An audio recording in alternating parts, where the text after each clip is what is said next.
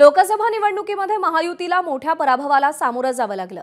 मात्र विधानसभेमध्ये लाडक्या बहिणींनी महायुती सरकारला पुन्हा एकदा सत्तेची खुर्ची दिल्याचं वारंवार बोललं जात आहे। आणि अशातच आता त्याच लाडक्या बहिणीला महायुती सरकारचे नेते मतदार म्हणून बघायला लागल्याचं अधोरेखित होत आहे। लाडक्या बहिणींचा भाऊ मीच अशी भूमिका तिन्ही पक्षांचे नेते घेत असल्याचं दिसून येत आहे। आपण मुख्यमंत्री असताना लाडकी बहीण योजना सुरू केली, ही योजना कधीच बंद होणार नाही असा शब्द उपमुख्यमंत्री शिंदेंनी प्रचार सभेत दिलाय।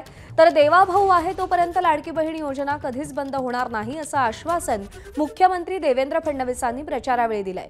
त्यामुळे या दोन्ही नेत्यांमध्ये लाडक्या बहिणीचा भाऊ मीच अशी शर्यत लागल्याचं दिसून येत आहे।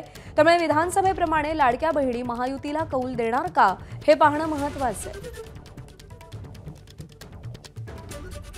काही लोक म्हणायचे निवडणुकीच्या आधी यांनी जे जे घोषित केलं होतं, सुरू केलं होतं, आता हे सगळं बंद करून टाकतील।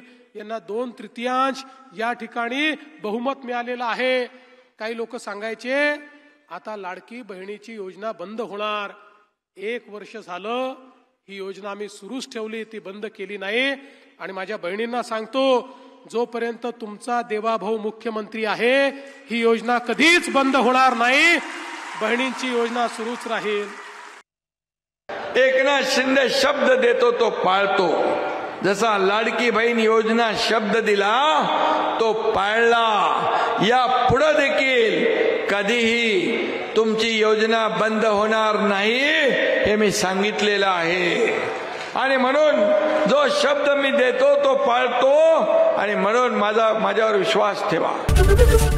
एबीपी माझा, उघडा डोळे बघा नीट।